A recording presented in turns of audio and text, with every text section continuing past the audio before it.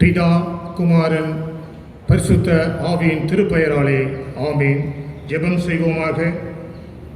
பிதா, குமாரன், பரிசுத்த ஆவியாகிய திரியேக கடவுளே, தேவரே, எங்கள் மேல் இரக்கம் கொண்டு ஞானஸ்நானத்தின் வழியாக எங்களை உமது திருச்சபையில் சேர்த்து உமது வார்த்தையின் வழியாக உமது நாமத்தை எங்களுக்கு வெளிப்படுத்தியதற்காக உமக்கு ஸ்தோத்திரம் செலுத்துகிறோம். ஒரே கடவுளாகிய உம்மையும் நீர் அனுப்பின இயேசு கிறிஸ்துவையும் பற்றி நாங்கள் மென்மேலும் அறிய பரிசுத்த ஆவியானவரை கொண்டு எங்களுக்கு துணை செய்தல வேண்டும் என்று எங்கள் மீட்பரும் இரட்சகருமாகிய இயேசு கிறிஸ்துவின் வழியாய் வேண்டிக் கொள்கின்றோம். எங்கள் ஜீவனுள்ள நல்ல பிதாவே, ஆமேன். திருத்துவ பண்டிகையின் திருநாளின் ஆராதனைக்கு ஆரம்பமாக 215ஆம் ஞானப்பாட்டின் 6, 7, 8ஆம் கவிகளை பாடுவோம். தேகம் ஆவி என்னில் சிந்தை புத்தி யாவையும் சுவாமி உமது உண்மையுள்ள கைக்கும் ஆதரிப்புக்கும் ஒப்புவிப்பேன். என்னை நீர் பிள்ளையாக நோக்குவீர்.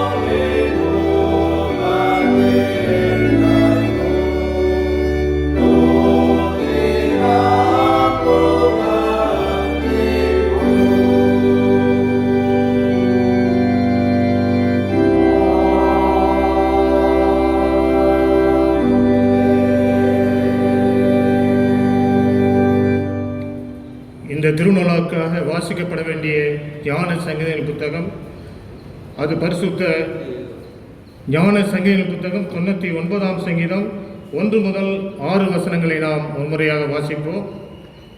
வசனங்கள் 1 முதல் 6 முடிய. கர்த்தர் ராஜரீகம் பண்ணுகிறார், ஜனங்கள் தத்தளிப்பார்களாக. அவர் கேருபீன்களின் மத்தியில் வீற்றிருக்கிறார், பூமி அசைவதாக. கர்த்தர் சீயோனில் பெரியவர், ஜனங்கள் மேலும் மகத்துவமும் பயங்கரமான உமது நாமத்தை அவர்கள் துதிப்பார்களாக. அது பரிசுத்தம் உள்ளது, நீதியில் பெரியவர்.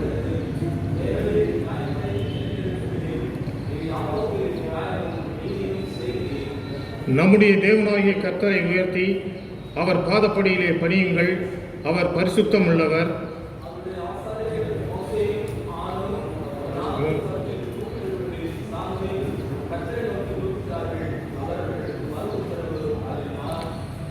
பிதாவுக்கும் குமாரனுக்கும் பரிசுத்த ஆவியானவருக்கும் மகிமை உண்டாவதாக. ஆதியிலும் இப்போதும் எப்போதுமான சதா காலங்களிலும் இருக்கிறபடியே ஆமீன். கர்த்தரின் திருப்பெயருக்கு மகிமை உண்டாக. ஜெபமாலையில் 20ஆம் கீர்த்தனையை பாடுவோம். கீர்த்தனை எண் 20. சீர்திரி ஏகவஸ்தே நமோ நமோ, நின் திருவடிக்கு நமஸ்தே நமோ நமோ.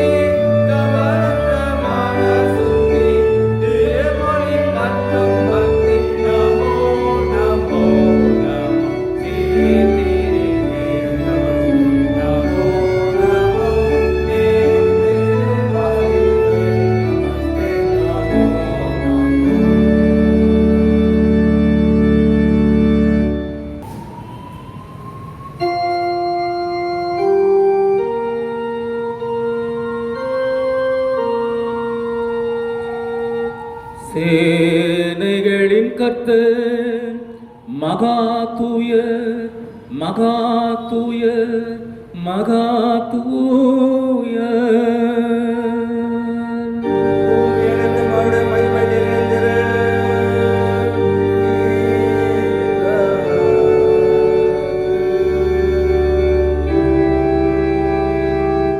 அவர் அழிவில்லாதவரும் காணப்படாதவரும் ஒரே கடவுளுமாயிருக்கிறார்.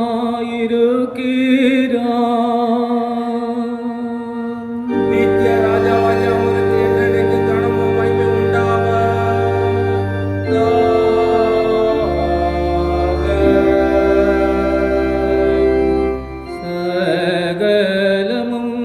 வழியாலும் அவர் மூலமாயும் அவருக்கென்றும் ஏறுகிறது. கர்த்தாவே, எங்கள் ஆண்டவரே, உமது நாமம் எவ்வளவு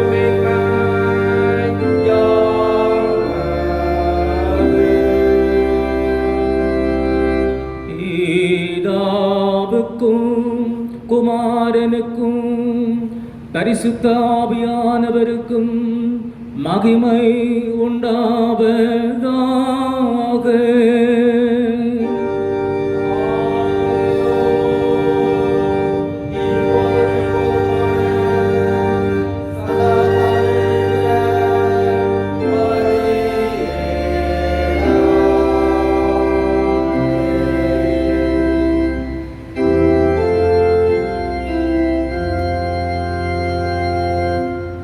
அன்புக்குரியவர்களே, தேவ கிருபை பெற தகுதியற்றவர்களாகிய நாம் நம்முடைய பாவ குற்றங்களை உணர்ந்து கடவுளின் முன்னிலையில் நம்மை தாழ்த்துவோம்.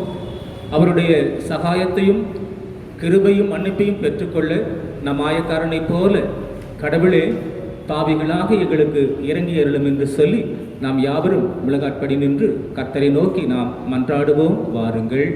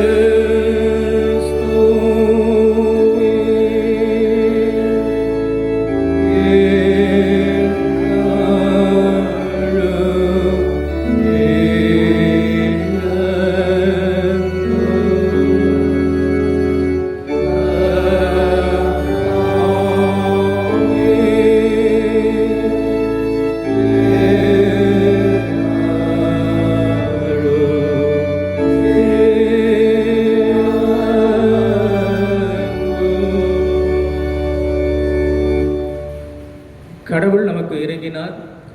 அவர் தம்முடைய ஒரே பேரான குமாரரிடம் விசுவாசம் கொள்ளுகிற எவரும் கெட்டழிந்து போகாமல் நித்திய வாழ்வை பெறும்படி அவரை தந்தளினார். இந்த அளவுக்கு அவர் உலகத்தின் மீது அன்பு கூர்ந்த ஆண்டவராக இருக்கின்றார். அவருடைய திருப்புகழை நாம் யாவரும் எழுந்து நின்று 40வது ஞானப்பாடல் வாயிலாக அவருடைய திருப்புகழை ஸ்தோத்தரிப்போம். வாருங்கள்.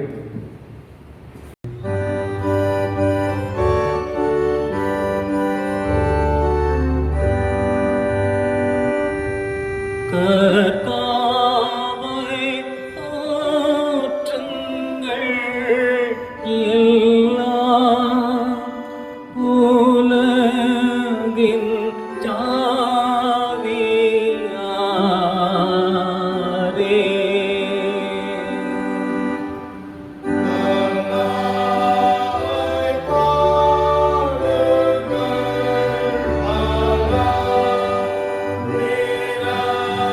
Oh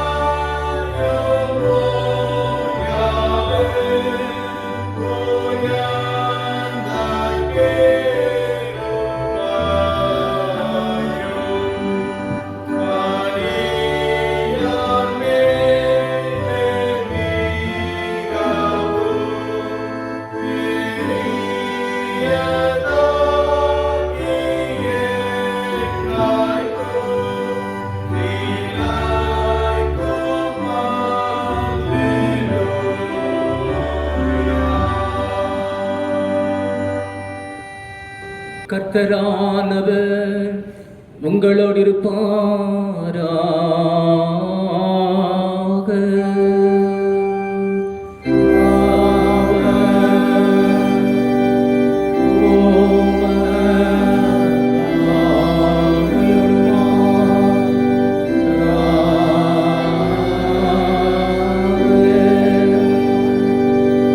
பிரார்த்தனை செய்வோமாக. சகலத்தையும் ஆண்டு நடத்துகின்ற நித்திய கடவுளே, கிறிஸ்துவ மெய் விசுவாச அறிக்கையில் நித்திய திருத்துவத்தின் மகிமையை உணரவும் திவ்ய மகிமையின் வல்லமையால் அதன் ஒருமையை வணங்கவும் உம்முடைய அடியாருக்கு கிருபை செய்திருக்கிறீர். இந்த கிறிஸ்துவ விசுவாசத்தின் உறுதியின் மூலமாக நாங்கள் விரோதமான யாவற்றினின்றும் காப்பாற்றப்படுமாறு அருள் புரிய வேண்டும் என்று உம்மோடும் பரிசுத்த ஆவியோடும் என்றென்றைக்கும் ஜீவித்தரசாழுகின்ற எங்கள் நாதர் இயேசு கிறிஸ்துவின் வழியாய் உம்மை வேண்டிக் கொள்ளுகின்றோம். சுவாமி.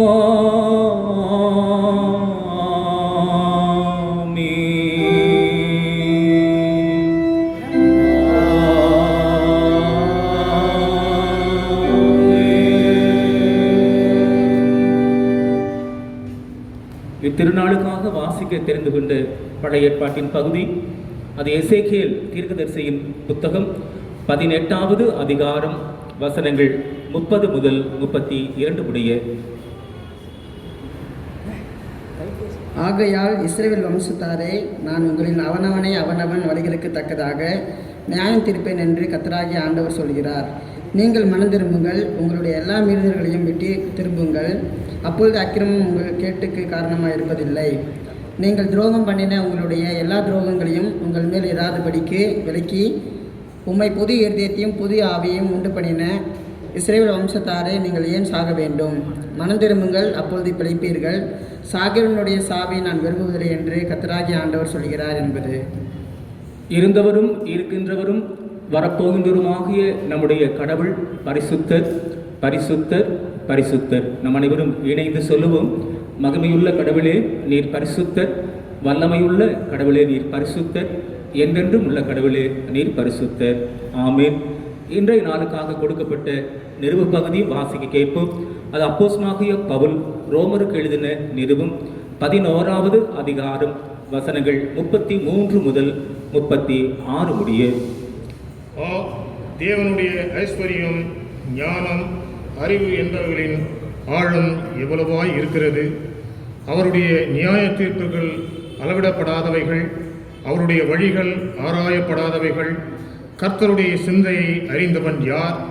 அவருக்கு ஆலோசனைக்காரனாய் இருந்தவன் யார்? தனக்கு பதில் கிடைக்கும்படிக்கு முந்தி அவருக்கு ஒன்றை கொடுத்தவன் யார்? சகலமும் அவராலும் அவர் மூலமாயும் அவருக்காகவும் இருக்கிறது. அவருக்கே என்றென்றைக்கும் மகிமை உண்டாவதாக. ஆமென். வாசிக்க தெரிந்து கொண்டு நிருப பகுதியும் வாசித்து முடிந்தாயிற்று. கடவுள் தாம் இந்த வார்த்தைகளை நம்முடைய இருதயங்களில் என்றென்றும் நிலைத்திருக்க செய்வாராக. ஆமென்.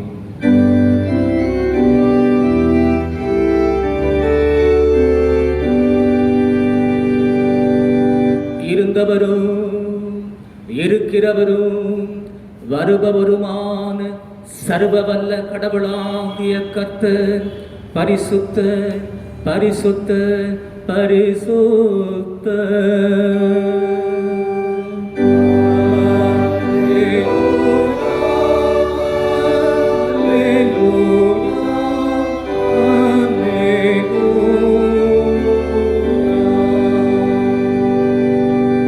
நாளுக்காக கொடுக்கப்பட்ட நற்செய்தி வாக்கியத்தையும் நான் வாசிக்கிறேன். இதையும் நாம் கவனமாக கேட்போம். தூய யோவான் என்பவர் எழுதின நற்செய்தி நூலிலிருந்து 3வது அதிகாரம் வசனங்கள் 1 முதல் 15 முடிய. நிக்கதோமு என்னும் ஒரு மனிதன் இருந்தான். அவன் பரிசேயன், யூதருடைய அதிகாரிகளில் ஒருவன். அவன் ராக்காலத்தில் அவரிடம் வந்து, ரபி, நீர் கடவுளிடமிருந்து போதகராக வந்திருக்கிறீர் என்பது எங்களுக்கு தெரியும். கடவுள் தன்னோடு இருந்தாரன்றி நீர் செய்கிற இந்த அடையாளங்களை எவனும் செய்ய முடியாதே என்றார். அதை கேட்ட இயேசு, ஒருவன் மறுபடியும் பிறவாவிட்டால் கடவுள் ராஜ்யத்தை காண முடியாதென்று மெய்யாகவே மெய்யாகவே உனக்கு சொல்லுகிறேன் என்றார். அதற்கு நிக்கதேமு, ஒரு மனிதன் முதிர் வயதாய் இருக்கையில் எப்படி பிறக்கலாகும்? அவன் தன் தாயின் கற்பத்திற்குள் 2ஆம் தரம் பிரவேசித்து பிறக்கக்கூடுமோ என்றார். அதை கேட்ட இயேசு, ஒருவன் ஜலத்தினாலும் ஆவியினாலும் பிறவாவிட்டால் கடவுள் ராஜ்யத்திற்குள் பிரவேசிக்க முடியாதென்று மெய்யாகவே மெய்யாகவே உனக்கு சொல்லுகிறேன். மாம்சத்தினால் பிறப்பது மாம்சம், ஆவியினால் பிறப்பது ஆவி. நீங்கள் மறுபடியும் பிறக்க வேண்டும் என்று நான் உனக்கு சொன்னதை பற்றி அதிசயப்பட வேண்டாம். காற்று தனக்கு இஷ்டமான இடத்தில் வீசுகிறது, அதன் சத்தத்தை கேட்கிறாய், ஆகிலும் அது எங்கிருந்து வருகிறது என்றும் எங்கே போகிறது என்றும் உனக்கு தெரியாது. ஆவியினால் பிறந்தவன் எவனும் அப்படியே இருக்கிறான் என்றார். அதை கேட்டு நிக்கோதேமு, இவைகள் எப்படி ஆகும் என்றான். இயேசு அவனுக்கு சொன்னதாவது, இஸ்ரவேலில் நீ போதகனாயிற்றே, இவைகளை அறியாயா? மெய்யாகவே மெய்யாகவே நான் உனக்கு சொல்லுகிறேன், நாங்கள் எங்களுக்கு தெரிந்ததை சொல்லுகிறோம், நாங்கள் கண்டதை பற்றி சாட்சி கொடுக்கிறோம், நீங்களோ எங்கள் சாட்சியை ஏற்றுக்கொள்ளுகிறதில்லை. பூமியில் உள்ளவைகளை நான் உங்களுக்கு சொல்ல நீங்கள் நம்பாமற் போனால் பரலோகத்தில் உள்ளவைகளை உங்களுக்கு சொல்வேனானால் எப்படி நம்புவீர்கள்? பரலோகத்திலிருந்து இறங்கினவராகிய மனிதகுமாரனை அல்லாமல் பரலோகத்திற்கு ஏறினவன் ஒருவனும் இல்லை. மோசே சர்ப்பத்தை வனாந்தரத்தில் உயர்த்தினது போல மனிதகுமாரனும் விசுவாசமாக இருக்கிறவன் எவனும் அவருக்குள் நித்திய ஜீவனை பெறும்படி உயர்த்தப்பட வேண்டும் என்பது வாசிக்க தெரிந்து கொண்ட நற்செய்தி பகுதி வாசித்து முடிந்தாயிற்று.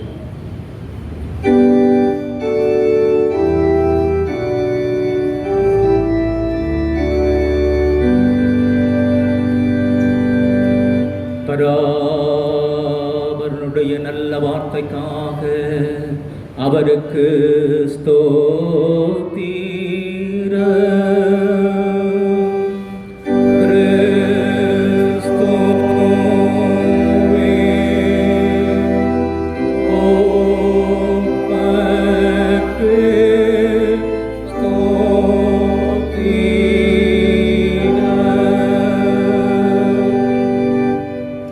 அகில உலகமெங்கும் உள்ள அனைத்து திருச்சபை மக்களோடும் ஐக்கியப்பட்ட மக்களாக நம்முடைய விசுவாச அறிக்கையை நிசையா விசுவாச பிரமாணம் மூலமாக பயபக்தியோடு நம் கர்த்தரிடத்திலே ஏறெடுப்போம்.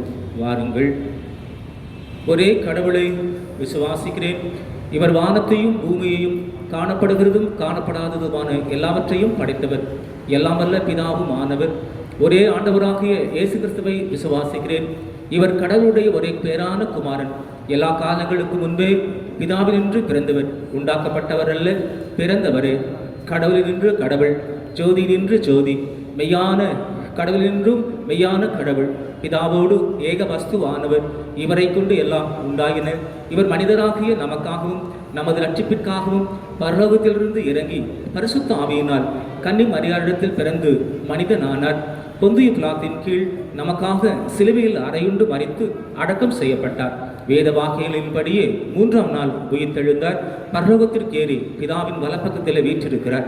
அவ்விடத்திலிருந்து உயிருள்ளோருக்கும் மரித்தோருக்கும் நியாயம் தீர்ப்பளிக்க மகிமையோடு திரும்ப வருவார். இவருடைய ராஜ்யத்திற்கு முடிவு இல்லை. பரிசுத்த தூய ஆவியானவரை விசுவாசிக்கிறேன், இவர் ஆண்டவரும் உயிர்ப்பிக்கிறவரும் ஆமே.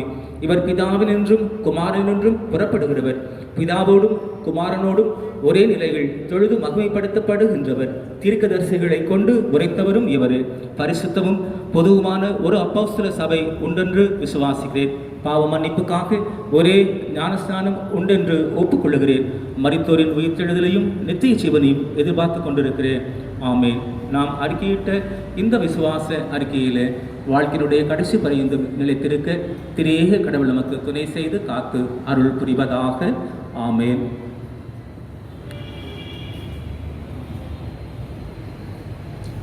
கர்த்தரின் திருப்பெயருக்கு மகிமை உண்டாக 8ஆம் ஞானப்பாட்டை பாடுவோம்.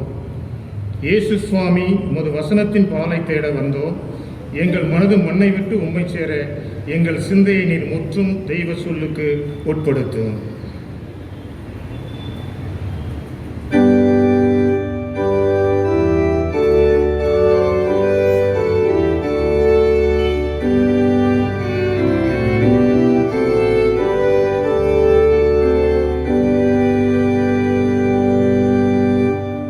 Yesu, Swami,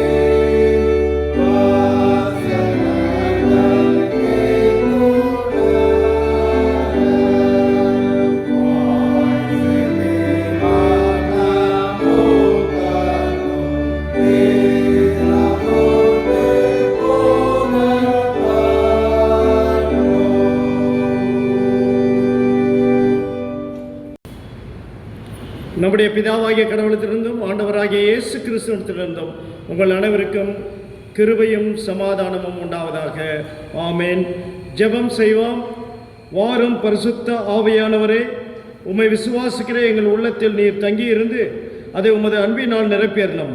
பற்பல மொழிகள் பேசும் பற்பல நாட்டினரை ஒரே விசுவாசம் உடையவர்களாய் இருக்கும்படி கூட்டிச் சேர்த்திருக்கிற தேவரீர், உம்முடைய சத்தியத்தை கொண்டு எங்களை உமக்கென்று பிரதேசம் செய்துள்ளோம். உம்முடைய வசனமே சத்தியம் சுவாமி. ஆமேன். கிறிஸ்துவுக்குள் அருமையானவர்களே, இந்த நாளில் உங்களை யாவருக்கும் திரியேக ஆண்டவரின் திருப்பெயராலே வாழ்த்துக்களை தெரிவித்துக் கொள்கின்றேன். இன்று திருத்துவ பண்டிகையை நாம் கொண்டாடுகின்றோம். இந்த வருகின்ற நாட்களிலே நாம் திருத்துவத்தின் கடவுளினுடைய ஆழ்ந்த சத்தியத்தை நாம் அறிந்து கொள்ள இருக்கின்றோம். திருத்துவத்தை குறித்து முழுமையாக அறிந்து கொள்ள வேண்டும் என்றால் அது மிகவும் கடினமான ஒன்று. ஆனால் கடவுள் தமது சாயலாக நம்மை படைத்தார். நம்மை எல்லாரும் மீட்கும்படியாக அவர் குமாரனை அனுப்பினார்.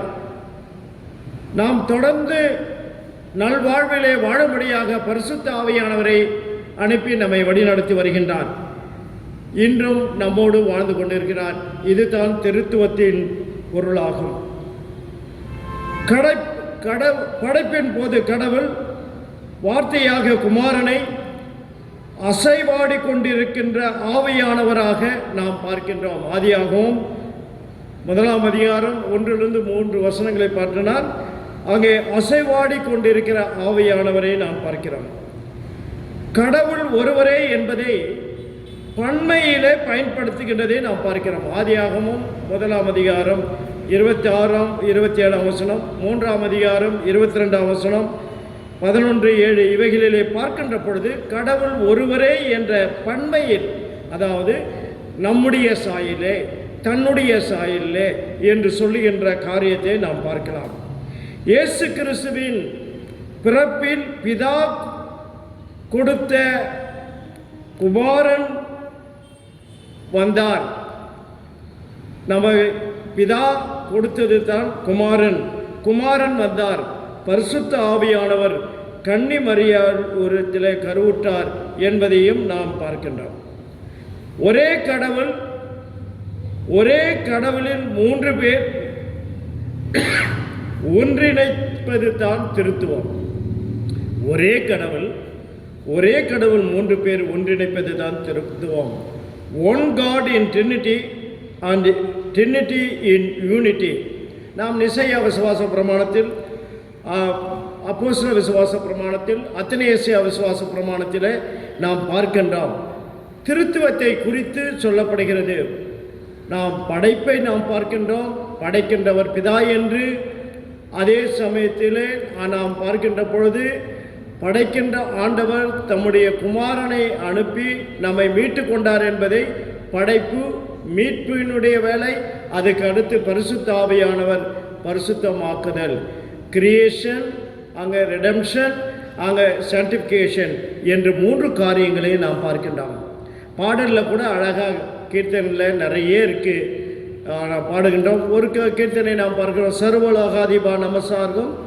அங்கே பார்க்கிறோம், முத்தொழில் ஒன்றே நமஸ்காரம், 3இல் ஒன்றே நமஸ்காரம், கத்தாதி கத்தா கருணச மூத்தா நித்திய திரியேக நமஸ்காரம் என்று பாடுகின்ற பாடலை நாம் பார்க்கின்றோம்.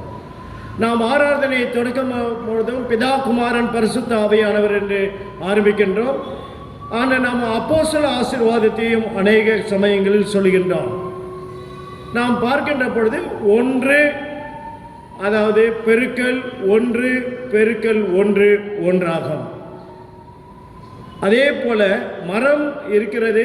மரம், வேர், கிளை, கனி 3 வேறாக என்றாலும் எல்லாம் இணைந்து செயல்படுகிறதை பார்க்கின்றோம். இதுதான் திருத்துவம். சூரியன், ஒளி, வெப்பம் ஆக இதையும் சொல்வார்கள். H2O என்று சொல்லுகிறதை பார்க்கிறோம். H2O அங்கே தண்ணீரை அங்கே ஹீட் பண்ணும்போது ஆவியாகிறது, அது குளிரப்படும் போது அது தண்ணீர் ஆகிறது. அங்கே பரிசுத்த ஆவியானவரை குறித்து இவ்விதமாக சொல்லுவார். அது God loves us God with us, God in us என்று சொல்லப்படுகிறதை பார்க்கிறோம். கடவுள் நம்மிடத்தில் அன்பு கூறுகின்றார், கடவுள் நம்மோடு இருக்கிறார். அதுதான் இயேசு கிறிஸ்துவின் மீட்பின் செயல். கடவுள் பரமேறின பிறகு அவர் நமக்குள்ளாக இருக்கிறார் என்பதை பார்க்கிறோம். நாம் வாசித்த அந்த சுவிசேஷ பகுதியின் பேரிலே நாம் தியானிப்போம். யோவான் எழுதின சுவிசேஷம் 3ஆம் அதிகாரம் 1-15 வாசித்தோம். அதில் நாம் சில பகுதிகளை பார்க்கிறோம். 3 காரியம் உங்களோடு பகிர்ந்து கொள்கிறேன். இரவில் வந்தவர், இருளை போக்குகிறவர், இருதயத்தை திறக்கிறவர். இருளில் வந்தவர், இருளை போக்குகிறவர், இருதயத்தை திறந்தவர். இருளில் வந்தவர் யார்? நிக்கோதேமு வருகிறார். அவர் ஒரு பரிசேயர், யூதரின் அதிகாரியானவர், சங்கத்தின் ஒரு உறுப்பினர். இந்த 70 பேர் கொண்ட யூத சமய சார்ந்த அந்த கூட்டத்தில் அதிகாரம் உடையவர். ரோமர்களின் யூதர்களே பொறுப்பெடுத்து நடத்த உரிமை பெற்றவர்கள். பிரதான ஆசிரியரான குழுவினரிடத்திலே உரையாடும் அளவிற்கு மதிப்பு பெற்றவர் இந்த நிக்கோதேமு. அதில் நாம் பார்க்கிற பொழுது யோவான் 7:32 50-52 பார்க்கலாம்.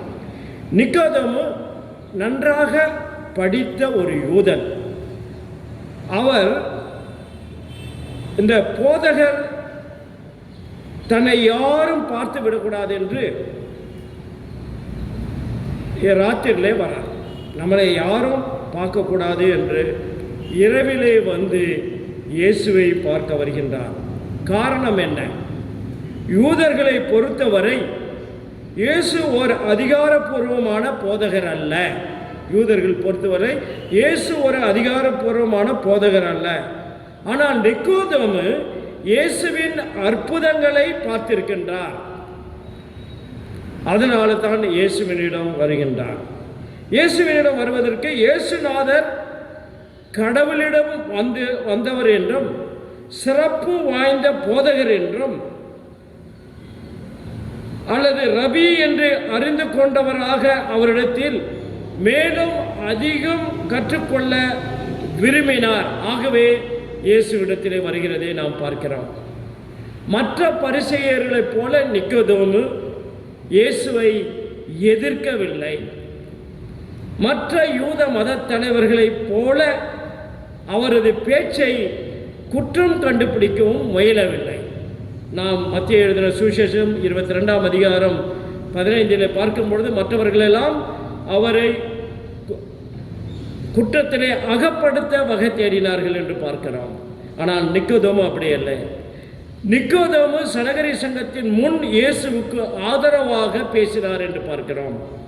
யோவான் எழுதின சுவிசேஷம் 7ஆம் அதிகாரம் 50-57 பார்க்கிறோம். அவர் குற்றவாளியாக தீர்க்க வேண்டும் என்றால் என்ன வழிமுறை என்பதை இந்த பகுதியிலே யோவான் 7:50-52 பார்க்கிறோம். இயேசுவின் உடலை அடக்கம் செய்ய உதவினவர் யோவான் 19:39 பார்க்கிறோம். ஆரம்பத்தில் தைரியமின்றி அவர் தயங்கி இயேசுவின் சென்ற போதிலும் இறுதியில் இயேசுவின் 12 சீஷர்களை காட்டிலும் அவருக்கு அதிகமாக உண்மையாய் இருந்தான். ஒரு பரிசேயனாக நிக்கோதேமு ஒரு மனிதன் யூத மதத்தையும் அதோடு கூட பாரம்பரியங்களையும் மூதாதையருடைய எல்லா காரியங்களிலும் கை கொள்வார்களானால் ரட்சிப்பை பெற்றுக்கொள்வான் என்று நம்புகின்றனர். எல்லா பரிசேயரும் அதாவது ஒரு மனுஷன்னா யூத மதத்தினரும் மூதாதையரின் பாரம்பரியங்களையும் கவனமாக அவன் கை கொள்வார்களானால் ரட்சிப்பை பெற்றுக்கொள்வார்கள் என்று நம்பினார்கள்.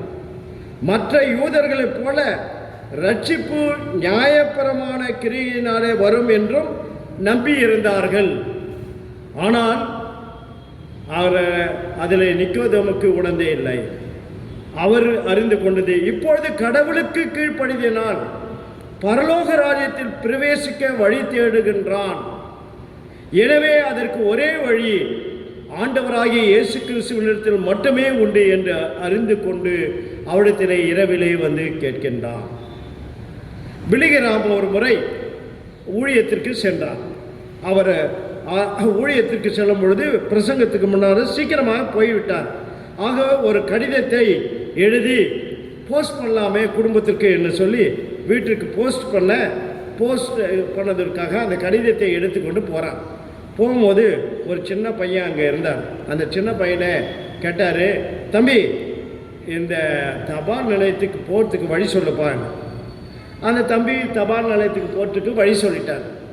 அப்படி வழி சொல்லும் பொழுது அவர் பிள்ளைகிராம என்ன சொன்னார், அந்த தம்பிக்கு நன்றி சொன்னார். நன்றி தம்பி ரொம்ப, ஆனால் இன்றைக்கு நான் ஒரு இந்த பேப்டிசம் சர்ச்சில் ஆலயத்துக்கு வா, நான் அங்கே என்ன செய்ய போகிறேன்னா அனைவருக்கும் பரலோகம் செல்வதற்கு எங்கனம் என்பதை நான் விளக்கி பேச உள்ளேன், நீ வர வேண்டும் என்றான்.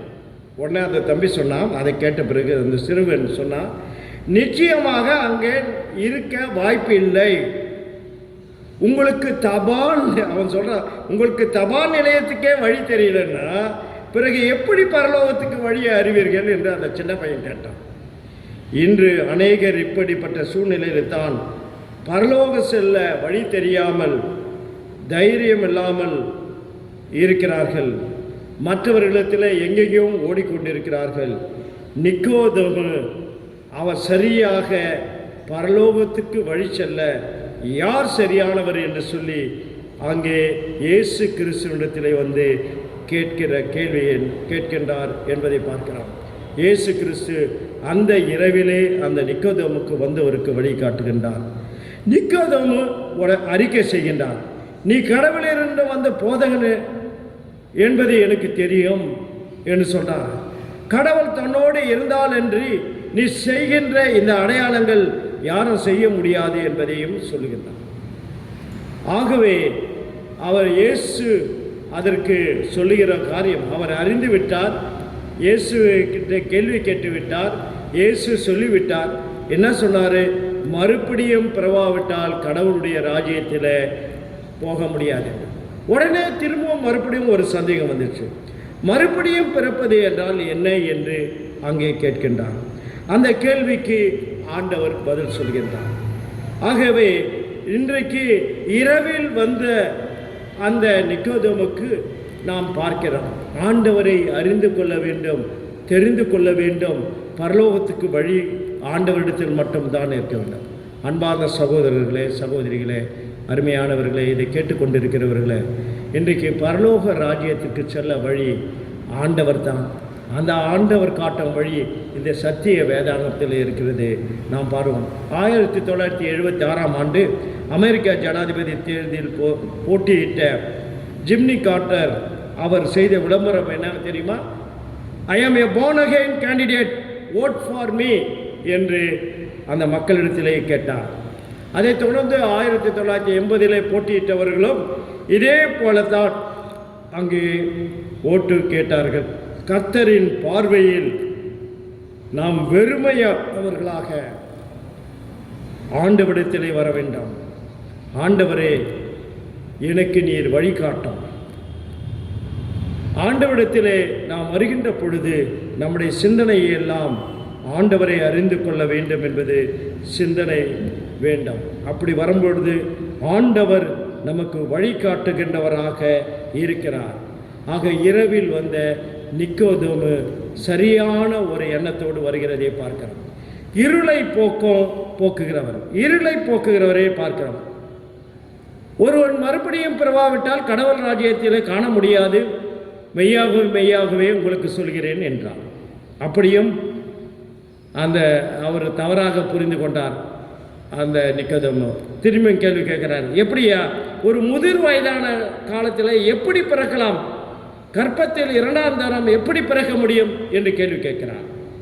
ஒருவன் ஜலத்தினாலும் அல்ல ஆவினாலும் பிறக்காவிட்டால் கடவுள் ராஜ்யத்திற்கு முடியாது, பிரவேசிக்க முடியாது என்கிறார். நீங்கள் பார்த்தீங்கன்னா 2 கொரிந்தியர் 5ஆம் அதிகாரம் 15ஆம் வசனத்தில் ஒருவன் கிறிஸ்துவுக்குள் இருந்தால் அங்கே அவன் புது சிருஷ்டிப்பை ஆகிறான். பழைவைகள் எல்லாம் ஒழிந்து போகிறது, புதியதாய். ஆகவே அது அவர் சொல்லுகிற காரியம் என்றால், ஆண்டவர் ஆகிய இயேசு கிறிஸ்துவை ஏற்றுக்கொண்டால் அவன் புதிய மனிதனாக மாறுகிறான் என்பதை சொல்லுகின்றார். அநேகர் முழுக்க ஞானஸ்நானம் நான் பெற்றுட்டுங்க என்ன சொல்லுவாங்க, முழுக்க ஞானஸ்நானம் எடுத்துட்டா போதுமா? இன்னும் அநேகர் சொல்லுவாங்க, நான் காணிக்க நிறைய கொடுக்குறேங்க, கேட்கறதெல்லாம் கொடுக்குறேங்க, அது போதுமா? அல்லது இன்னும் அநேகர் சொல்லுவார்கள், தர்மங்கள்லாம் செய்கிறேங்க, எல்லாம் செய்கிறேங்கன்னு சொல்கிறாங்க, அதுவும் போதுமா? இவைகள் எல்லாம் போதாது. இது முற்றிலும் தவறானது. இரவில் வந்த அந்த நிக்கோதேமனுடைய இருளை ஆண்டவர் மாற்றுகின்றார், அகற்றுகின்றார், அவர் கண்களை திறக்குகின்றார். உன்னுடைய வாழ்க்கை முழுமையாக மாற வேண்டும் என்பதை சொல்கின்றார். பழைய வாழ்க்கையிலிருந்து ஒரு புது வாழ்க்கைக்காக மலர்கள் எல்லாம் ஒன்று சேர்ந்தால் மாலையாக மாற முடியும். கற்கள் எல்லாம் ஒன்று சேர்ந்தால் மாட மாளிகையாக உருவாக முடியும். மரங்கள் இருக்கின்றதே, அந்த மரங்கள் எல்லாம் ஒன்று சேர்ந்தனா ஒரு அழகிய தோப்பாக உருவாக முடியும். மனிதர்களும் ஒன்று சேர்ந்தால் மன அமைதி, அதாவது சமாதானம், மகிழ்ச்சி, மனநிறைவு பெருகி ஓடும். இதுதான் இருளை போக்குகின்ற செய்தி. மனிதர்களெல்லாம் ஒன்று சேர வேண்டும். அந்த மன அமைதி, அதாவது சமாதானம், மகிழ்ச்சி, மனநிறைவு பெருக்கெடுத்து ஓடும் என்று சொல்கின்றார். ஆனால் மனிதர்கள் ஒன்று சேர்ந்து மனித நேயத்தை உருவாக்க முயற்சி செய்யாததினால்தான் பல பிரச்சனைகள் உலகத்திலே உருவாகிறது. மனிதன் ஒன்று சேர்ந்து மனித நேயத்தை உருவாக்க முடியாத ஒரு காரணத்தை தான் பிரச்சனைகள் உருவாகிறது, போட்டி மனப்பான்மை உருவாகிறது, பொறாமை உருவாகிறது, சண்டை உருவாகிறது, எல்லாவற்றிற்கும் உருவாகிறதை பார்க்கிறோம். ஒருவருக்கு ஒருவர் சண்டை, ஒருவருக்கு ஒரு விட்டு கொடுக்காத தன்மை, இதனால் விபரீதங்களை ஏற்படுகிறதை பார்க்கிறோம். ஆகவே இவைகள் எல்லாம் ஏற்படுவதற்கு காரணம் ஒன்றிணைப்பு இல்லாத ஒரு காரணத்தினாலே இந்த விபரீதங்கள் ஏற்படுகிறது. பிதா, குமாரன், பரிசுத்த ஆவி என்ற கூட்டு தத்துவம் நம்மில் இருக்கும் என்றால் நம்மிலே பகைமை இருக்காது, தீய எண்ணங்கள் இருக்காது, சுயநலம் இருக்காது, நம்மிலே பிறருக்கு உதவி செய்கின்ற எண்ணங்கள் எல்லாம் வரும். ஆகவே பகைமை எண்ணங்கள் நீங்க வேண்டும், சுயநலத்தை அகற்ற வேண்டும் என்பதை தான் பிதா, குமாரன், பரிசுத்த ஆவியானவர் நமக்கு வலியுறுத்துகிறார் என்று பார்க்கிறோம். இல்லை என்றால் நாம் சொல்லாலும் பிதா, குமாரன், பரிசுத்த ஆவி என்று ஜெபிப்பதிலும் பொருள் இல்லாமல் போகிறதை பார்க்கிறோம். இருளை போக்குவது எப்படி? மத்திய எழுதின சுவிசேஷம் 5ஆம் அதிகாரம் 48ஆம் வசனத்திலே அங்கே சொல்கிறார். நிறைவுள்ளவராக வாழ அழைப்பு கொடுக்கிறார். எப்படி வாழ கொடுக்கிறார்? பரலோகத்தில் இருக்கின்ற உங்கள் பிதாவு பரிபூரணராய் இருக்கிறது போல நீங்களும் பரிபூர்ண சர்க்குணராயிருங்கள் என்று நமக்கு சொல்கிறார். உங்களுடைய இருள் போக்க வேண்டுமா? இங்கே நம்ம எல்லாருடைய இருளை போக்க வேண்டுமா? அவர் சொல்றாரு, பரலோகத்தில் இருக்கிற உங்கள் பிதா பரிபூர்ண சர்க்குணராயிருக்கிறது போல நீங்களும் பரிபூர்ண சர்க்குணராயிருங்கள். ஆக ஆண்டவர் நமக்கு இருளை போக்குவதற்கு இந்த திருத்துவம் நமக்கு வழி சொல்கிறது. திருத்துவத்தில் 3 காரியங்கள், நிறைய காரியங்கள் சொல்கிறார். 3 முடிச்சு போடுறோம். ஆதியாகமம் 18ஆம் அதிகாரத்தில் 12ஆம் அதிகாரத்தில் கடவுள் ஆபிரகாமுக்கு 3 மனுஷனை அனுப்பத்தில் பார்க்குறோம். லூக்கா 3ஆம் அதிகாரம் 21, 22 திருமுழுக்கின் போது வந்த சத்தத்தை பார்க்கிறோம். மத்திய 28ஆம் அதிகாரம் 16ஆம் வசனம் இன்னைக்கு ஆல்டர்னேட் காஸ்பல் டெக்ஸ்டிலே நாம் பார்க்கிறோம். திருமுழுக்கு கட்டளையை பார்க்கிறோம். 2 கொரிந்தியர் 13:13 பார்க்கிறோம். அப்போஸ்தலர் ஆசீர்வாதத்தை பார்க்கிறோம். ஆக இவை எல்லாம் இருளை போக்கக்கூடிய திரியேக ஆண்டவருடைய கிரியைகளை நாம் பார்க்கிறோம். அதோடு கூட நம்முடைய இருளை எப்படி போக்குறாருன்னா, நீங்கள் பார்த்தீங்கன்னா நம்முடைய வாழ்க்கையில் ஒரு முறை தவறி போனால் அது திரும்பி வராத 3 காரியங்கள். ஒரு முறை தவறுச்சுன்னா அது திரும்பி வராது. காலம், வார்த்தை, சந்தர்ப்பம்.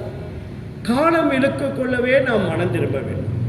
இந்த காலத்தை நாம் தவறிவிட்டால், அதுதான் சொல்ற, காலமே தேவனை தேடு, காருண்ய பாதம், காலத்தை அறிந்து வழாவிடி கண்ணீர் விடுவாயே என்றார்.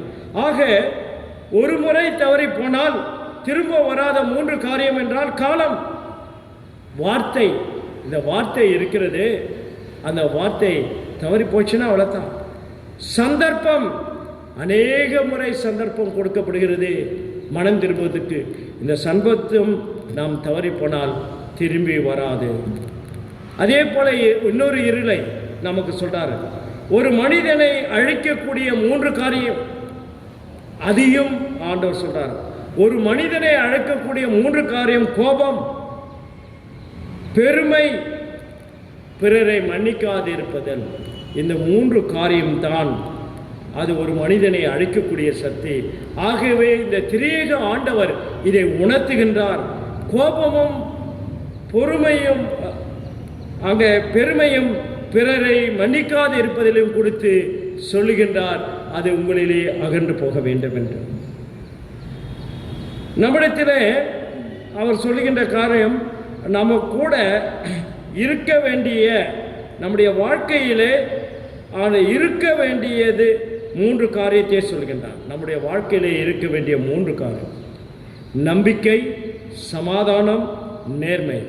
ஒரு மனுஷனில் நம்பிக்கை வேணும், ஒரு மனுஷனில் சமாதானம் வேணும், ஒரு மனுஷனில் நேர்மை வேண்டும். இதுவும் திரியேக கடவுள் நமக்கு சொல்கின்றார். மிகவும் அருமையான 3 காரியங்களை சொல்கின்றார். அன்பு, குடும்ப உறவு, அதில் சமுதாய உறவு, தயவு. இந்த 3 காரியமும் நம் வாழ்க்கையிலே காணப்பட வேண்டும் என்று சொல்கிறார். நம்முடைய வாழ்க்கையிலே நிலைத்திராத 3 காரியங்கள் என்ன?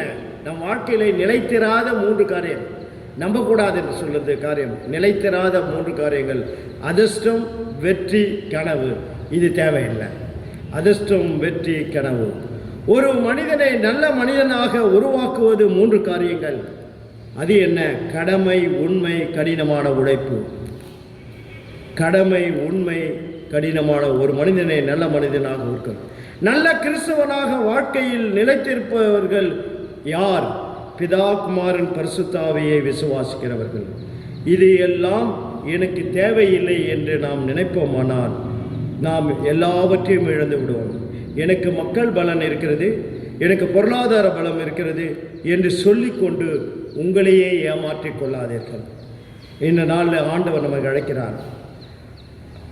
அடல்ஃப் ஹிட்லர் என்பவருடைய மெய்காப்பாளர், அதாவது பாடிகார்டு என்று சொல்வார்கள், அவர் குட் வாக்கரி என்ற ஒரு அவருடைய மெய்காப்பாளர் ஒருவர் ஹிட்லர் எப்பொழுதும் வானளவு போற்றுவார். நம்ம கூட நிறைய சமயத்தில் போனால் மக்கள் நான் வேணான்னு சொன்னாலும் பேராயர், மரியாதைக்குரிய பேராயர், அப்படி பேராயர், எப்படி, அது வேண்டியதில்லை. மனுஷனை போற்றக்கூடாது, கடவுளை தான் போற்றணும். ஆக இவர் என்ன, இந்த குட்ஸ் வாக்கரை என்ன செய்வார்? இவர் வானளவு அப்படியே புகழ்ந்து பாடுவார். அப்பொழுது உலக போர் முடிவிட்டு வேலையில் 1945 ஏப்ரல் 30ஆம் தேதி அந்த பெர்லின் அந்த போர்த்தளவாடங்களில் ஒன்றிலே, அந்த பெர்லின் போர்த்தளவாடங்களில் ஒன்றிலே ஹிட்லர் தற்கொலை செய்து கொண்டார். இந்த செய்தியை கேட்ட குட்ஸ் வாக்கரின் அவருடைய எதிர்கால நம்பிக்கையே சூனியமாயிடுச்சு. இவரும் தற்கொலை செய்து கொள்ள வேண்டும் என்று திட்டமிட்டார். அதற்கு முன் அவர் என்ன செய்தார்னா, அவர் விரும்பிய அருந்தக்கூடிய கஃபன் என்ற குடிகையில் அருகில் அங்கே அந்த உணவகத்திலே அவர் சென்றார். அந்த உணவகத்திலே நிராகரிக்கப்பட்ட, அதாவது யாராவது இதெல்லாம் ட்ராக்ஸ் கொடுத்துருக்காங்க, அதை தூக்கி யாரோ போட்டிருக்காங்க. அதை அவர் எடுத்து அந்த சுவிசேஷ கைப்பிரதியை எடுத்து வாசித்தார். முதல்ல வாசிக்கும் போது அக்கறை இல்லாமல் வாசித்தார். 2வது முறை அவர் வாசிக்கும் பொழுது கொஞ்சம் ஆழ்ந்து வாசிக்க ஆரம்பித்தார். அவரிடத்திலே ஆவியானவர் கிரியை செய்ய ஆரம்பித்தார். யோவான் 16:8 அவர் வந்து பாவத்தை குறித்தும் நீதியை குறித்தும் நியாய தீர்ப்பை குறித்தும் உலகத்தை கண்டித்து உணர்த்துவார். படித்தார். அதுக்கு அடுத்தது தீத்து 3:5 நாம் செய்த நீதியின் கிரியைகளின் நிமித்தம் அவர் நம்மை ரட்சியாமல் நமது இரக்கத்தின்படியே மறுஜன்மம் முழுக்கினால் பரிசுத்த ஆவியினால் புதிதாக்குதலாலும் நம்மை ரட்சித்தார். இப்படி 1 கொரிந்தியர் 12:13 வசனம் இந்த கிறிஸ்தவ ஐக்கியத்தில் இணைத்தது. தெசலோனிக்கர் 1:5, அந்த யோவான் 3:5-8 இதையெல்லாம் அவரை ஊக்கப்படுத்தியது. அவர் தன்னை ஆண்டவருக்கு ஒப்பு கொடுத்தார், ஆண்டவருடைய பிள்ளையாக வாழ செய்தார். ஆகவே இன்றைக்கு இருளை போக்கக்கூடிய ஆண்டவர் நிக்கோதேமு வந்து எப்படி கேட்டு இருளை போக்கினாரோ, இந்த வரலாற்றிலே நடந்த ஹிட்லரின் பாதுகாவலருக்கு ஆண்டவர் காட்டிய வழியாகும். பழைய ஏற்பாட்டிலே நாம் வாசிக்கிறோம். எசேக்கியேல் 18ஆம் அதிகாரத்தை நம்ம இன்றைக்கு பழைய ஏற்பாட்டின் பகுதி அதில் வாசிக்கின்ற பொழுது மிக அருமையாக அதில் 21 23 பாருங்களா. அவர் இருளை போக்குகிறவர், துஷ்டன் தான் செய்த சகல பாவங்களையும் விட்டு திரும்பி என் நியாயங்களை எல்லாம் கைக்கொண்டு நியாயத்தையும் நீதியும் செய்வனாயில் அவன் பிழைக்கவே பிழைப்பான், அவன் சாவதில்லை, அவன் செய்த எல்லா பாவங்களையும் அவனுக்கு விரோதமாய் நினைக்கப்படுவதில்லை, தான் செய்த நீதியினாலே அவன் பிழைப்பான். துஷ்டனின் மரணத்தை நான் விரும்புவனோ, அவன் தன் வழிகளை விட்டு திரும்பி பிழைப்பதை அல்லவோ நான் விரும்புகிறேன். கர்த்தர் அருளிய வாக்குறுதியை. அப்படின்னா எந்த பாவியை என்ன செய்யக்கூடாது, மறிக்கக்கூடாது என்பது தான் ஆண்டவருடைய காரியம். இருளை போக்குகின்றார். ஐயா துஷ்டனே, நீ பாவத்தில் இப்போ வாழ்ந்துட்டு இருந்தாலும் சரி, இப்போ ஒரு வாய்ப்பையா வா, எல்லாவற்றையும் விட்டு விடு. சங்கீதம் 99 வாசித்தோம். கர்த்தர் அரசாளுகின்றார், அவர் எல்லாவற்றையும் செய்யக்கூடியவர், அவர் இருளை போக்கக்கூடியவர் என்று சொல்கின்றார். ஆகவே அருமையானவர்களே, இருளை போக்குகின்றவராக நம்மிடத்திலே வருகின்ற ஆண்டவராக இருக்கிறார்.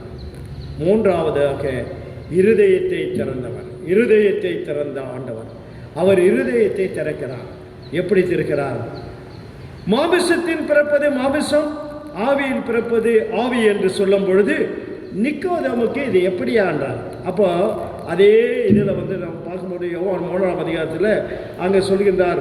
அங்கே சொல்லும் பொழுது அங்கே வாசிக்கின்றோம் 11 நீங்கள் வாசிச்சிங்கன்னா சொல்கிறாரு, மெய்யாகவே மெய்யாகவே நான் உங்களுக்கு சொல்கிறேன், நாங்கள் எங்களுக்கு தெரிந்ததை சொல்கிறோம், நாங்கள் கண்டதை பற்றி சாட்சி கொடுக்கிறோம், நீங்களோ எங்களுக்கு சாட்சியை ஏற்றுக்கொள்ளவில்லை அப்படின்னு சொல்லி ஒவ்வொன்றாக சொல்லி ஆனால் சொல்லுகிறார். நான் பரலோகத்தில் உள்ள உங்களுக்கு சொல்லேன், ஆனால் எப்படி நம்புவீர்கள்?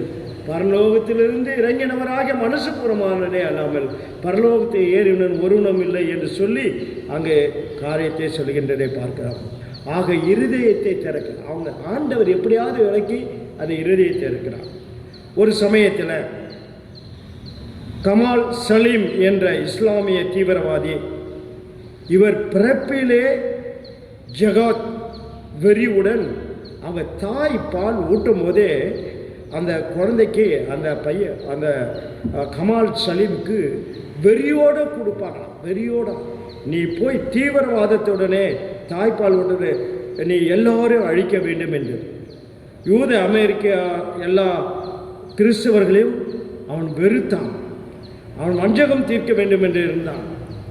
அப்படிப்பட்டு அந்த அறிவிலே அவன் வளர்த்தான். நீ எப்படியாவது இவங்களை எல்லாரும் தீர்த்து கட்டின.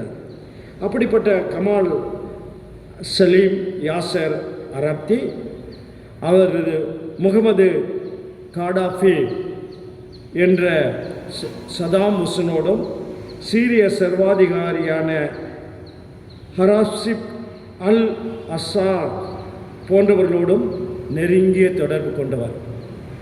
ஆக எல்லா தீவிரவாதிகளோடு நெருங்கிய தொடர்பு கொண்டவர்.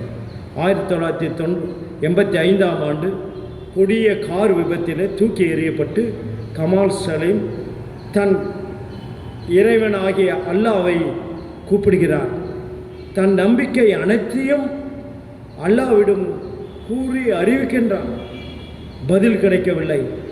தன் வாழ்வை வெறுமையும் சூன்யமும் சூழ்ந்து துன்பத்தை அவன் உணர்கின்றான். தன் ஆயுதங்களால் தன்னை தான் மாய்த்து கொள்ள விரும்புகின்றான். அல்லாஹ் என்னை காப்பாற்றவில்லையே என்று மாய்த்து கொள்ள விரும்புகின்றான். அப்படி மாய்த்து கொள்ள முடியும்போது அவர் ஒன்று கேட்கிறார், உண்மையான தெய்வத்தை அறிய நான் ஆசைப்படுகிறேன். ஆகவே உண்மையான தெய்வம் எனக்கு தெரியப்படுத்த வேண்டும் என்று கதறுகின்றார். யார் உண்மையான தெய்வம் என்று. அப்போது கமால் சலீமுக்கு, நான் அல்பாவும் ஒபாமாகவும் இருக்கிறேன், உலக தோற்றத்துக்கு முன்னே உன்னை குறித்து விட்டேன். உடனே கமால் கேட்கிறார், இறைவனே, நான் உமக்காக வாழ்ந்து மரிப்பேன் என்று சொன்னான். அதற்கு கர்த்தர், நீ எனக்காக மரிக்க வேண்டாமப்பா, நீ வாழும்படி நான் மரித்து விட்டேன் என்றான். இந்த காரியம், அதனுடைய இருளை நீக்கின காரியம் 2009 சலீம் கமால் என்று அண்மையில் வெளியிட்ட தி பிளட் ஆஃப் லேம்ப்ஸ் என்ற புத்தகத்திலே அவர் சாட்சியாக எழுதியிருக்கிறார். இது தான் வான் அகெயின், மறுபடியும் பிறந்தவர்களின் அங்கே அனுபவமாகும். ஆக இருதயத்தை திறக்கின்றவராக ஆண்டவர் இருக்கின்றார் என்று பார்க்கலாம். ரோமன் கத்தோலிக்க சபையில் நீங்கள் பார்த்தீங்கன்னா என்ன செய்வாங்க? பிதா சுதன் பரிசுத்த ஆவியன்னு சொல்கிறார். பிதா சுதன் பரிசுத்த ஆவியன்னு சொல்கிறார். அதனுடைய பொருள் என்ன? பிதா நெற்றி, இது தான் மூளைக்கு இருப்பிடம். அவங்க என்ன சொல்கிறாங்க? தந்தையாக கடவுளே, என்னுடைய மூளை, எண்ணங்கள், சிந்தனை எல்லாம் உமக்கு ஒப்படைத்துகிறேன் என்பதற்கு அடையாளமாக சொல்கிறார். என் மூளையெல்லாம் தவறாக போயிடக்கூடாது. ஆகவே இந்த மூளையை ஆட்கொள்ள வேண்டியது நீத்தான் இருக்க வேண்டும். ஆகத்தான் பிதா என்று சொல்கின்றார். அதுக்கு அடுத்தது குமாரன் என்று இங்கே சொல்கிறார். நெஞ்சில் இங்கே தான் இருதயம் இருக்கிறது. ஆக அவர் சொல்கிறாரு, இதய சம்பந்தப்பட்ட நோய்கள், கோபம், வெறுப்பு, பகைமை, பழிவாங்குதல், சுயநலம், கர்வம், நான் என்ற அகங்காரம், அதிகார வரி, இந்த அதிகார வரி எல்லாம் இதை போன்ற உணர்வுகள் என் இருதயத்தை விட்டு நீக்க மாட்டார். அதற்கு பதிலாக அன்பு, பாசம், பரிவு, பகிர்வு, மன்னிப்பு, பரந்த எண்ணம், பணிவு போன்ற உணர்வுகளை என் உள்ளத்தில் பெருக வேண்டும், அதிகரிக்க வேண்டும் என்பதற்கு அடையாளமாகத்தான் அங்கே பிதா சுதன் என்று பார்க்கிறார். அப்படி பரிசுத்த ஆவியானவர். 2 கரங்களும் வலிமை. இதுதான் வலிமை. 2 கரம் ரொம்ப வலிமை. ஆக ஆற்றல் நிறைந்தது. நான் பலவீனன் ஆண்டவரே, நீ என்னுடைய பலவீனத்தை உம்மிடத்தில் இருக்கிறேன், நீ என்னை பயன்படுத்தும். பரிசுத்த ஆவியானவர் என்னை பலப்படுத்தும். என் பலன் ஒன்றுமில்லை, என் பலத்திலே நான் வாழ்வேன் என்றால் தோல்வி அடைவேன். பரிசுத்த ஆவியானவர் என்னை பலப்படுத்தும் என்று சொல்கின்ற அந்த நிகழ்ச்சி தான் பிதா, குமாரன், பரிசுத்த ஆவியானவர் என்று சொல்கின்ற காரியம். சங்கீதம் 99 ஏற்கனவே பார்த்தோம். கடவுள் நம்மை வழிநடத்துகிறார். படிவாக்கத்தில் பார்த்தும் இருந்தவரும் இருக்கிறவரும் வரையிருக்கிறமான கடவுள், சர்வ வல்ல கடவுள். ஆக படைத்த ஆண்டவர் நம்மோடு இருந்து நம்முடனே உறவாடுகின்றவராக இருக்கிறார். கடவுள் என்றால் பஞ்ச சக்கரங்களை எல்லாம் கடந்து, சுயநலத்தை கடந்து, பெருமை பொறாமையை கடந்து, ஆணவம் அதிகாரத்தை கடந்து கடவுளை தேடி வந்தால் நாமும் கூட கடவுளை பற்றி நினைக்க முடியும், பேச முடியும் என்று கண்ணதாசன் சொல்லுகின்றார். ஆகவே அருமையானவர்களே, இந்த நாளில் 3 காரியங்கள் விளக்கமாக நிக்கோதேமின் கூட்டம். இரவில் வந்தவருக்கு அவர் யார், எப்படிப்பட்டவர் என்றும் இருளை, அவருடைய இருளை போக்கினார். இன்றைக்கு உங்களுடைய இருளும் என்னுடைய இருளும் போக்கக்கூடியவர் அவர்தான். அவர் இருதயத்தை திறந்தார். உண்மை எதுப்பா, சத்தியம் எது என்று இருதயத்தை திறந்தார். நாம் ஆண்டவருக்கு ஒப்புக் கொடுப்போம். ஆண்டவர் நம்மை ஆசீர்வதித்து வழிநடத்தி காப்பாராக. ஆமேன். அருமையானவர்களே, கடவுள் தமது திருவார்த்தையை இப்பொழுது நமக்கு அருளுமன்றி நாம் அவருக்கு ஸ்தோத்திர பலியை செலுத்துவோமாக. அவருடைய வார்த்தையை மனமாற ஏற்றுக்கொண்டு அதை கடைபிடித்து நடந்து நற்கழிகளை தருமாறு நமக்கு ஆத்ம பலத்தை அருளமாறும் அவரை நோக்கி மன்றாடுமாக. மேலும் நம்ம சபையில் நோய், வறுமை முதலீட்டில் வருந்தவரையும் தங்களுக்காக ஜெபம் செய்ய வேண்டும் என்று கேட்டுக்கொண்டவர்களும் கடவுள் முன்னிலை நினைக்கூற கடவுள். சபையார் யாவருக்கும் தமிழ் இதை கேட்டுக்கொண்டதை யாவருக்கும் அறிவிப்பது என்றால், நீங்கள் இந்த நாளில் இன்னும் இந்த தொடர்பு இருக்கின்றது, நமக்கு கண்டினியூ ஆகிறது 144. அதனால் ஒருவேளை சீக்கிரமாக நமக்கு அது அரசாங்கத்தின் மூலமாக ஒரு விடுதலை கிடைக்கும் என்றால் நாம் என்ன செய்யலாம், ஆலயத்தில் வழிபடுவோம். ஆனால் ஆலயத்தில் வழிபடும்பொழுது அநேக கட்டுப்பாடுகள், அநேக வழிமுறைகள் உண்டு. சுருக்கமான ஆராதனைகள் நடத்தப்பட வேண்டும். திருவிருந்து எப்படி என்று எல்லாம் கலந்து ஆலோசித்திருக்கும். Superintending minister, district chairman, church கவுன்சிலோடு கலந்து பேசிக்கொண்டு இருக்கிறோம். சீக்கிரமாக அது குறித்து உங்களுக்கு அறிக்கை வரும். தொடர்ந்து நீங்கள் ஜெபியுங்க, கர்த்தர் கிரியை செய்வார். நன்மை செய்வதில் சோர்ந்து போகாதிருப்பார். நாம் மனத்தளர்வார் இந்த தக்க காலத்தில் அருளை செய்வோம். ஆகியால் நமக்கு வாய்ப்பு கிடைப்பதை ஏற்றவாறு யாவருக்கும் விசேஷமாக விசுவாசத்தின் குடும்பருக்கும் நன்மை செய்வோமாக. பராமரியை சொல்ல முடியாதவருக்காக ஸ்தோத்திரம். நம்முடைய ஆண்டவராகிய இயேசு கிறிஸ்துவின் கிருபை, கடவுளின் அன்பு பரிசுத்தம் உங்கள் அனைவரோடும் இருப்பதாக. ஆமென். கர்த்தரின் திருப்பெயருக்கு துதி உண்டாக 9ஆம் ஞானப்பாட்டின் 5ஆம் கவியை பாடுவோம். என் ஜெபத்தை கவனியும் நேசமுள்ள இயேசுவே, நிலை நிற்க ஈவலியும் அப்போது உம்மை நித்தமே எந்த நிமிஷத்திலும் வாய் இதயத்திலேயும் தாழ்மையாக நான் துதிப்பேன், போற்றி பாடி தோத்தரிப்பேன்.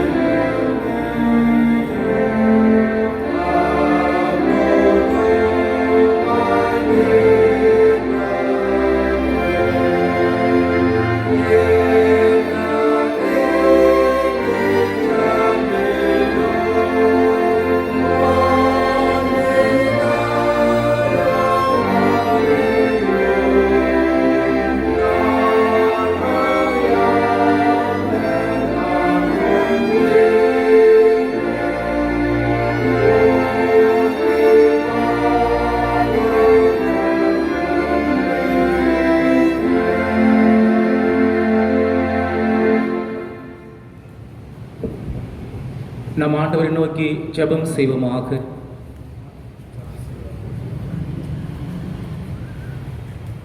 எல்லா நல்லீவுகளுக்கும் இரக்கங்களுக்கும் ஆசீர்வாதங்களுக்கும் ஊற்றாக இருக்கின்றவரே, இருந்தவரும் இருக்கின்றவரும் வரப்போகின்றவரும் ஆகிய திரியேக கடவுளே, ஆண்டவரே, இரவில் உம்மை தேடி வந்த ஆண்டவரே, உம்முடைய வழிகாட்டியான நிக்கதேமுக்கு உம்முடைய வெளிச்சத்தை காண்பித்தவரே, இந்த பரலோக ராஜ்யம் செல்வதற்கு வழியை திறந்து ஆண்டவரே அறிவை போதித்தவரே, மறுமுழுக்கின் மூலமாக நித்திய வாழ்க்கைக்கு ஏதுவான வாழ்க்கையை எங்களுக்கு கொடுத்தவரே, நன்றியோடு கூட ஸ்தோத்திரிக்கிறோம். இந்த நாள் பொழுது ஆண்டவரே, எங்களை தொடர்ந்து வந்து கொண்டிருக்கின்ற பொல்லாத இந்த கொடிய இருள் நிறைந்த ஆண்டவர் இந்த கொரோனா வியாதியிலிருந்து எங்களை வெளிச்சத்துக்கு கொண்டு வரவும், ஆண்டு விடுதலை பெறவும் இந்த நாள் இந்த திருத்துவ பண்டிகைக்கு முதல் நாள் எங்களுக்கு அமையும்படியாகும்படிய கருத்தில் நாங்கள் ஒப்புக் கொடுக்கின்றோம். இறைவனே, உடைய ஆவியானவரை கொண்டு அதனை செய்ய வல்லவராக இருப்பதற்காக உமக்கு கொடான கோடி தோத்திரங்களை நாங்கள் செலுத்துகின்றோம். ஆண்டவரே, நீ இருக்கின்றவர், ஆண்டவர் எல்லாவற்றையும் செய்கின்றவர், உடைய வல்லமையும் ஆற்றலும் நிறைந்த உடைய வார்த்தைகளாலே எங்களை பலப்படுத்துவதற்காக உமக்கு கொடான கோடி தோத்திரங்களை செலுத்துகின்றோம். இதுகாரும் ஆவியானவர் துணையோடு எங்களை வழிநடத்தி திரியேக கடவுளுடைய முத்திரையை எங்களுடைய வாழ்விலே பதித்தவரே, உம்மை ஸ்தோத்திரம். ஆதி முதல் ஆண்டவர் அல்பாவும் ஒமேகாவும் இருக்கின்றதாகவே இருக்கிறேன் என்று சொல்லி உங்கள் நாமத்தை எங்களுக்கு வைத்திருக்கிறபடியால் நன்றியோடு கூட ஸ்தோத்திரிக்கிறோம். எங்களுடைய திருச்சபைகளுக்காக நன்றி செல்லுகிறோம், எங்களுடைய குருமார்களுக்காக நன்றி செல்லுகிறோம், ஆண்டவர் குருசேர் நடைபெறுகின்ற ஆராதனைகளுக்காக நன்றி செல்லுகிறோம். ஆண்டவரே, எங்களுடைய பேராயனுடைய பயணங்கள் செய்து வருகின்ற அனைத்து நல்ல உதவிகளுக்காக ஸ்தோத்திர சுவாமி. இந்த கொரோனா காலங்களிலே தேவனைகளை அதிகமாக பயன்படுத்தினீர்கள் ஸ்தோத்திரிக்கிறோம். இந்த ஆவியினுடைய திருத்தவத்தின் ஆவியை நாங்கள் நாளை முத்துரை பதித்த மக்களாக எங்களுடைய வாழ்விலே உள்ளங்களை ஏற்றுக்கொள்ளும்படியாக செய்தவரே உங்கள் நன்றியோடு கூட ஸ்தோத்திரிக்கிறோம்ப்பா. உள்ளங்களிலே திறந்து உங்களுடைய ஆண்டவர் உங்களுடைய ஆவியானவரே எங்கள் உள்ளங்களை ஏற்றுக்கொள்ளும்படியாக நேரங்களாய் இந்த நேரம் அமைந்திருப்பதற்காக கொடான கொடி தோத்திரங்களை செலுத்துகின்றோம்.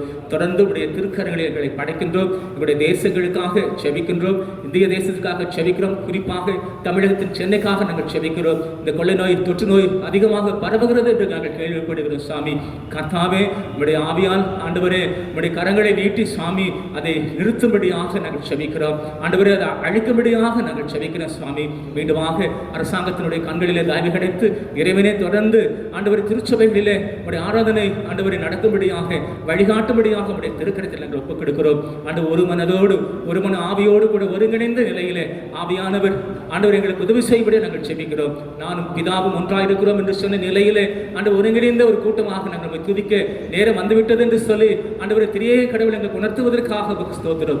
உடைய பொற்கரத்தை தாழ்த்தி படைக்கின்றோம். ஆண்டவர் எங்களுக்கு திருச்சபை மக்களையும் குடிகளையும் குழந்தைகளையும் மூப்பர்களையும் வேறாக ஆசீர்வதிக்க உடைய கரத்தில் படைக்கிற சுவாமி.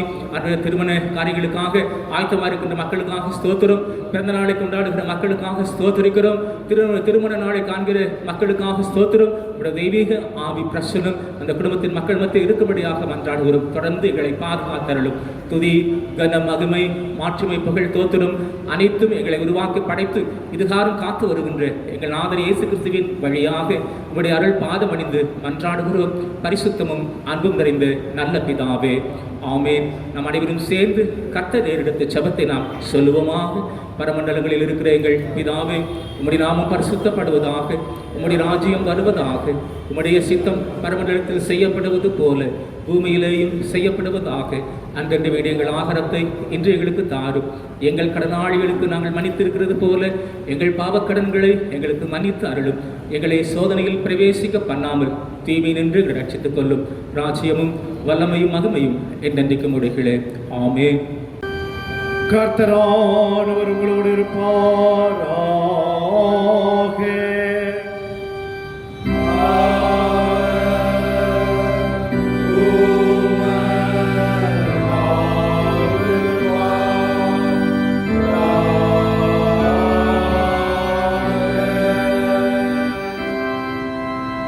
கர்த்தரானவர் உன்னை ஆசீர்வதித்து உன்னை காப்பாராக.